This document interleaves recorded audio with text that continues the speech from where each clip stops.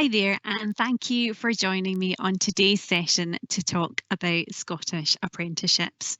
My name is Erin Bartley, and I am a careers advisor with Skills Development Scotland, which is Scotland's national skills agency. This week, as you may know, is Scottish Apprenticeship Week.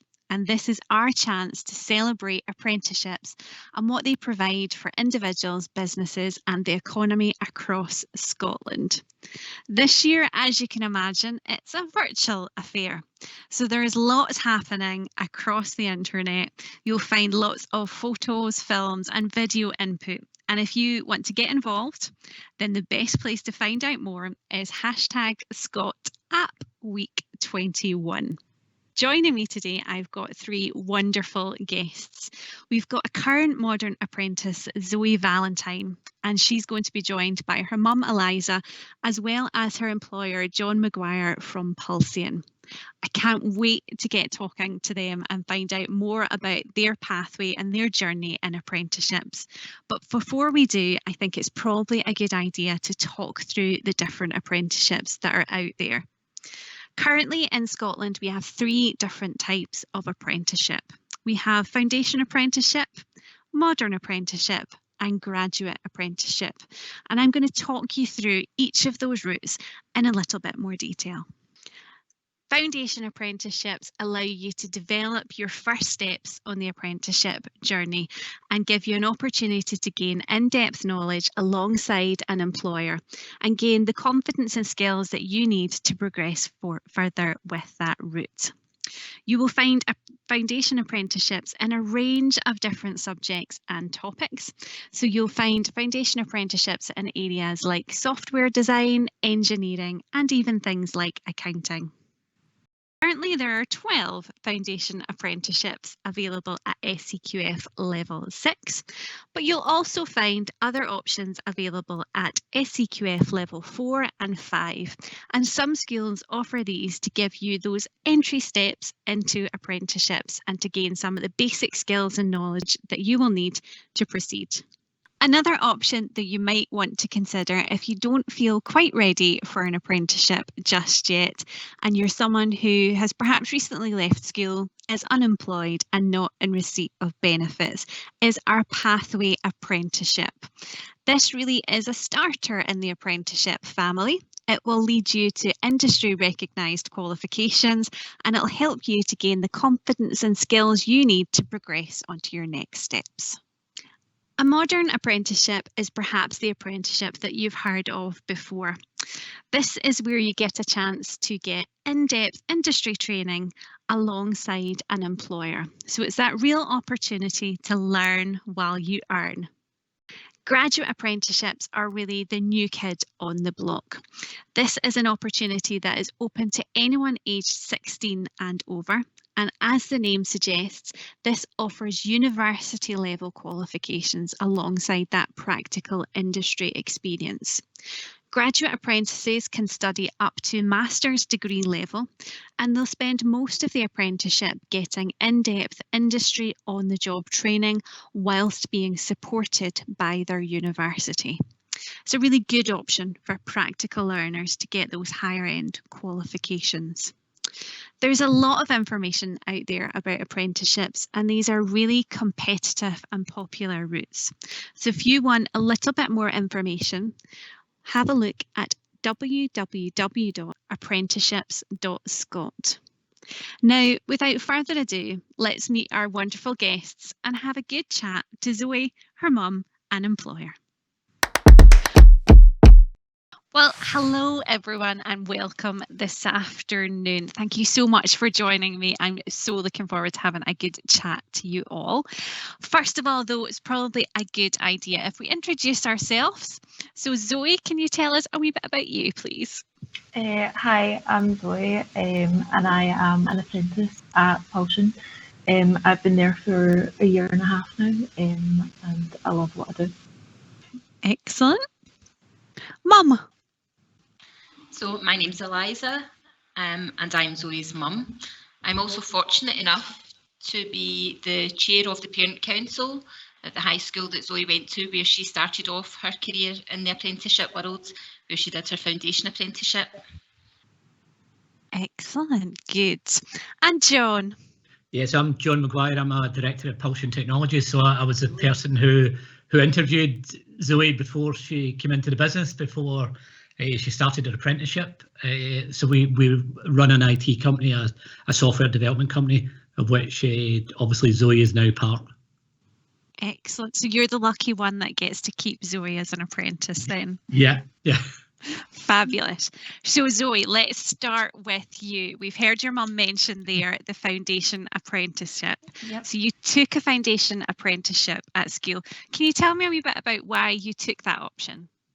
So in 5th year at school, I was kind of struggling what to choose for my subjects, and the idea of a foundation apprenticeship had come up. So for those who don't know, a foundation apprenticeship is where in the first year, one day, like 2 afternoons a week, you would go to college, whether that be a Wednesday, Friday, or a Thursday, Tuesday. And then the second year, you would spend a half day at college and a full day with an employer, obviously depending on timing as well.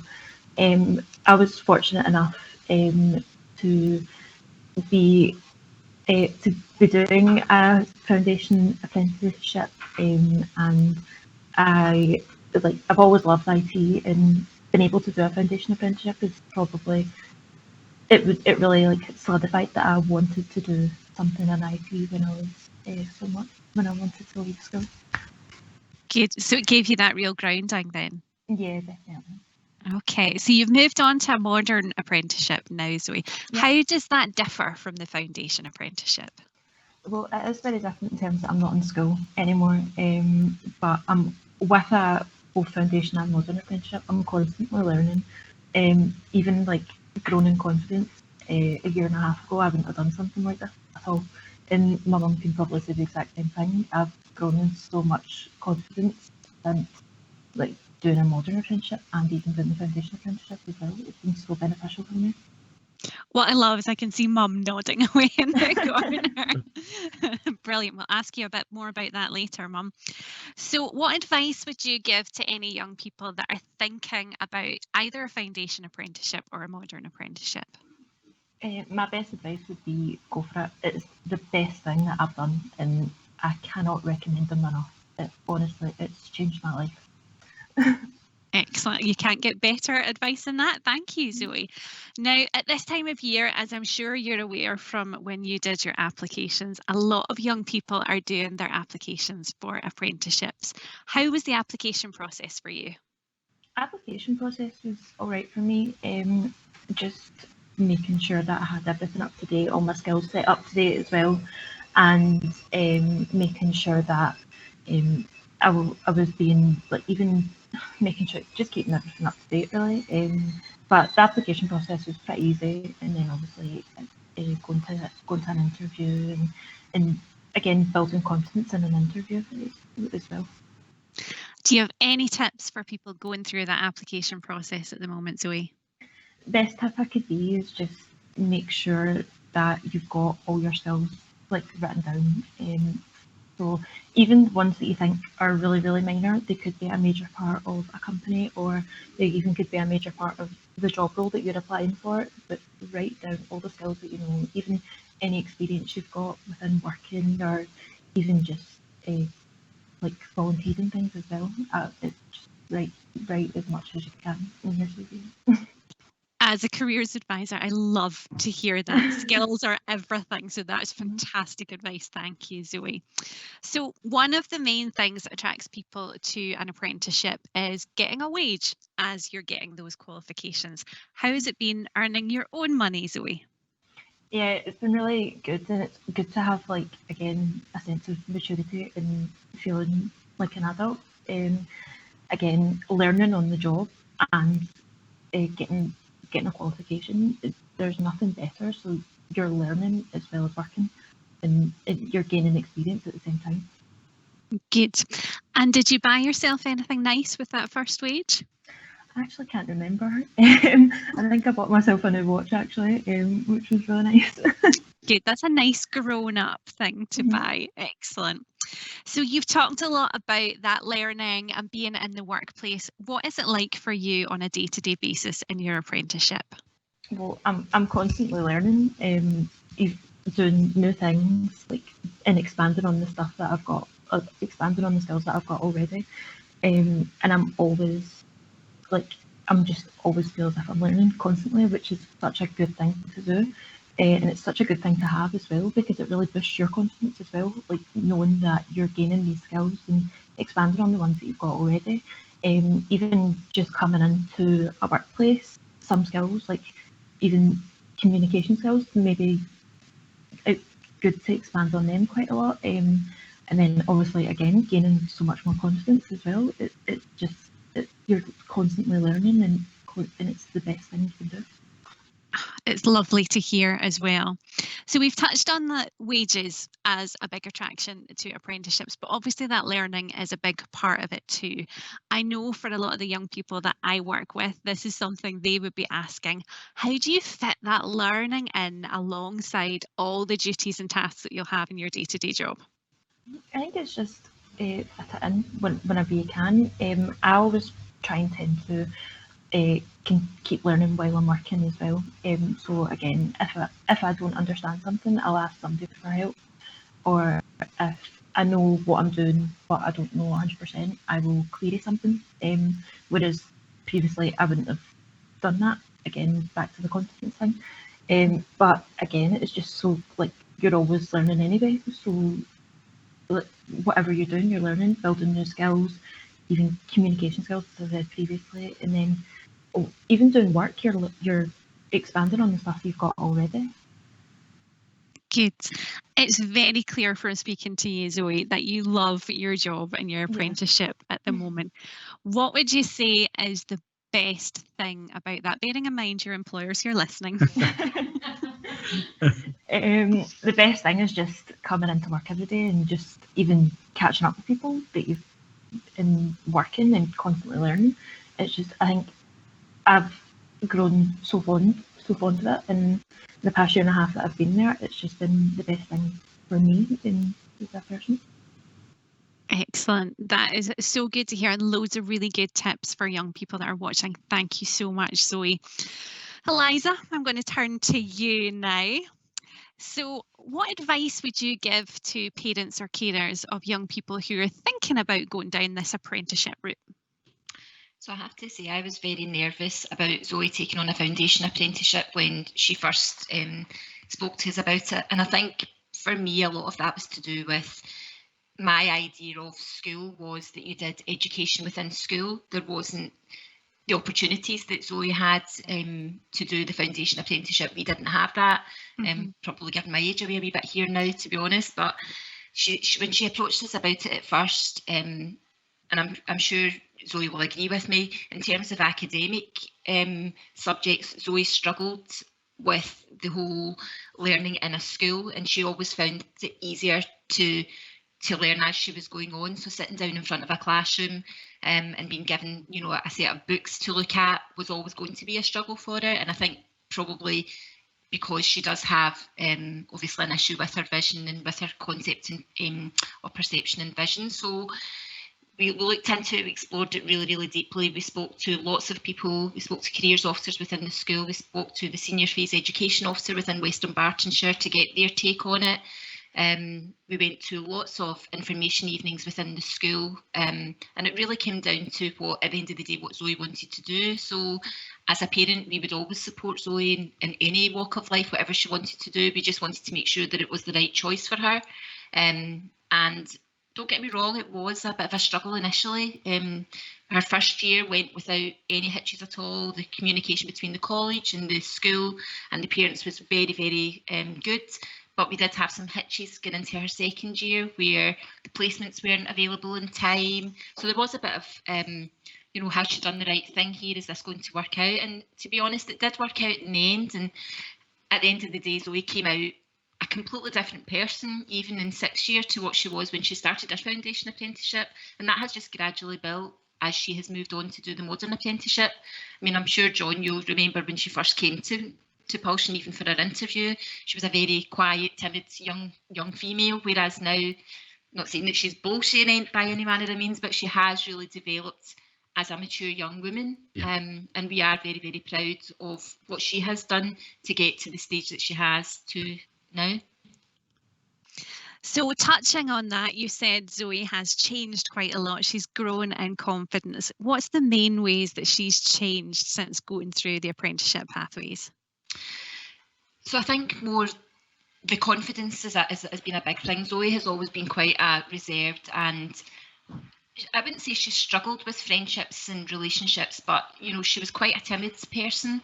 And I think since she's joined Pulsion, the whole, her mannerisms, the way in which she speaks to people, she's became, she's obviously always been computer literate, but even in her mannerisms and speaking to people, I don't often work from home, just because of the job that I do, and I have, a few days a week I try to work from home, and I sit in the same kitchen area as Zoe, and even just hearing her speaking to other people, if she's maybe on calls with, someone within Pulsion, or even when she's speaking to QA, her whole mannerism is very, very different to what it was. She's not frightened to ask questions, whereas when she was at school, it was very much of, what do you think I should say? I'm not really sure about this. Whereas she doesn't need any guidance now from us as parents. She's really taken it to the next level and just does that on her own.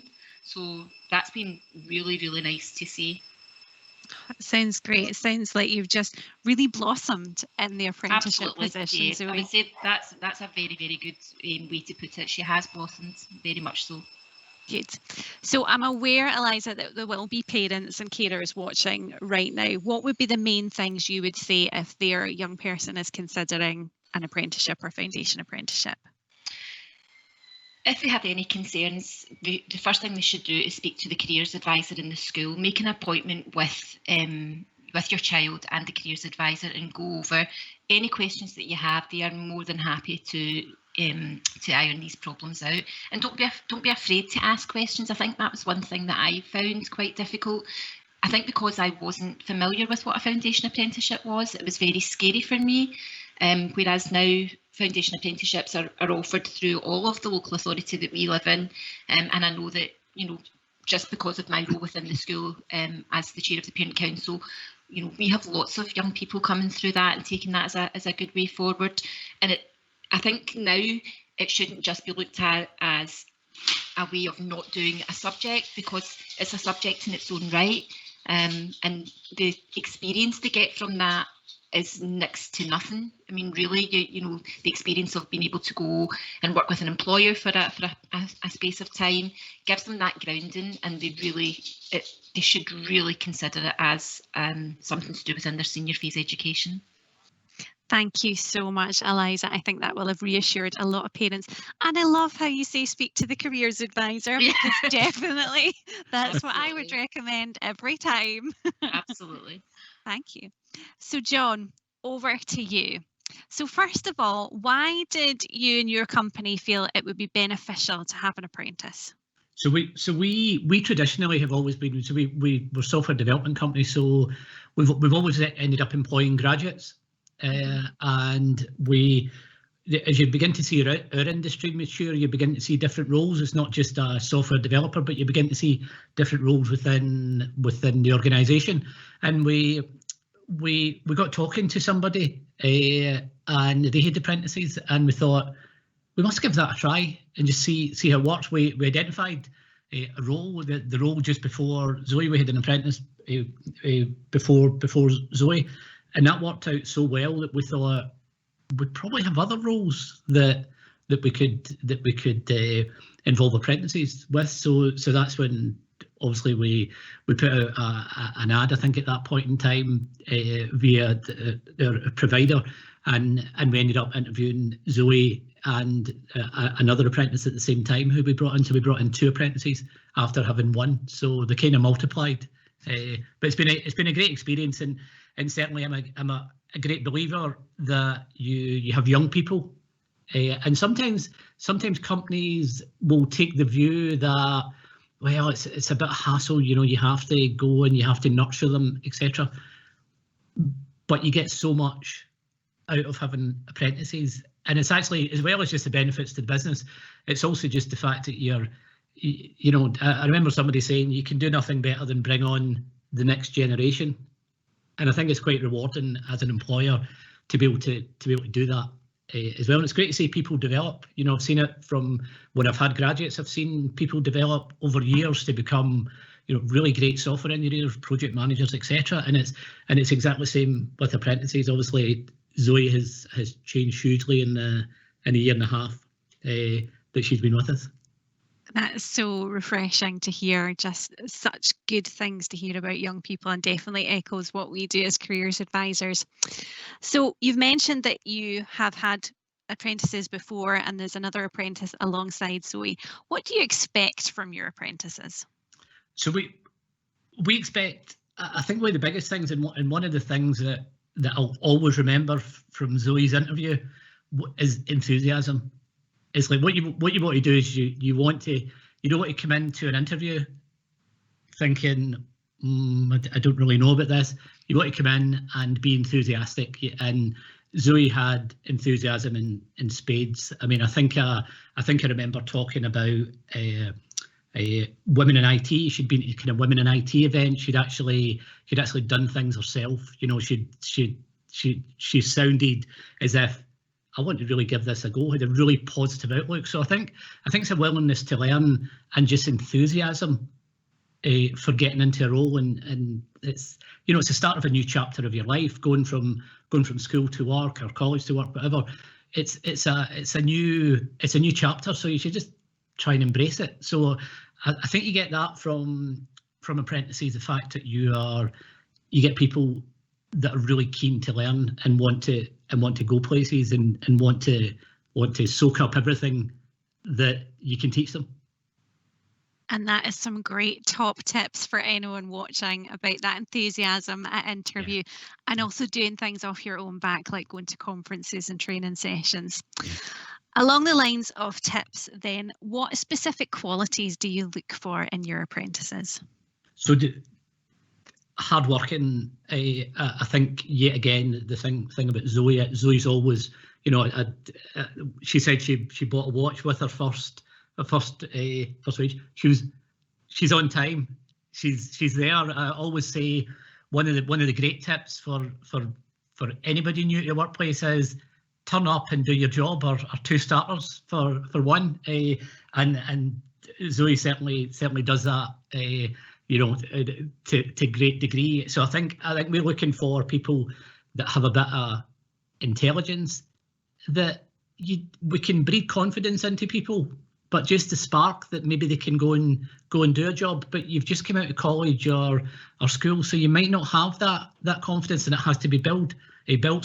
But really, what we're there to do is to try and build that confidence that you can do something. Like, you know, if we can do it, we can probably teach you how to do it in time. So it's enthusiasm, certainly just hard work, and just a kind of can-do attitude. It's like, I maybe don't know what I'm doing here, because even as adults, we sometimes don't know what we're actually doing.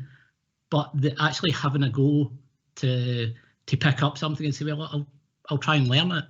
And yet again, it's something that Zoe's always been quite keen. It's quite scary sometimes. I have a straight relationship with Zoe as well. So sometimes I might ask Zoe to do something, and I know it might not be the most comfortable task for her to take on, because we're pushing her beyond maybe our comfort zone.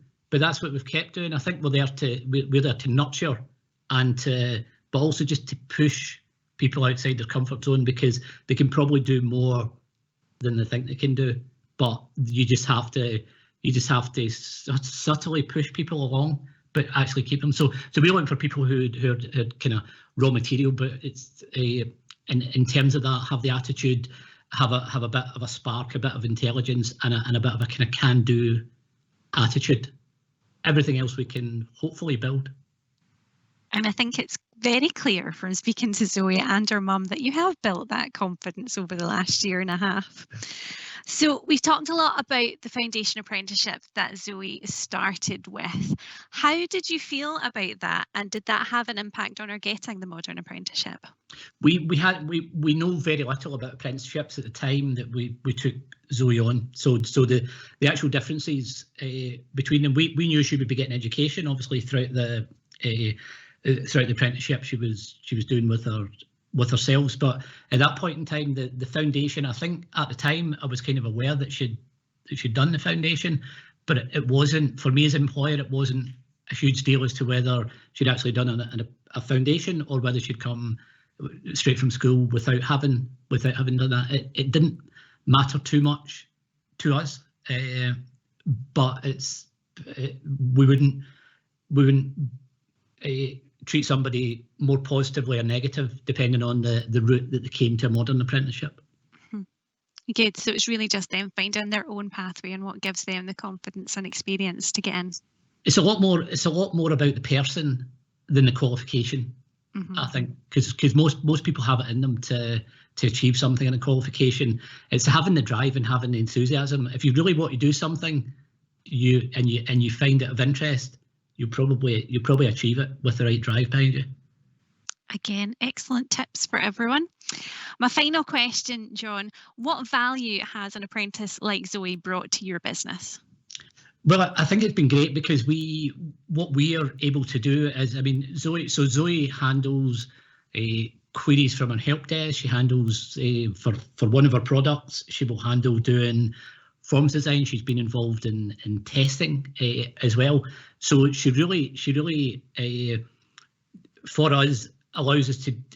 Zoe can do tasks and actually give a different view from some people who have just done university degrees and came out with a software engineering degree.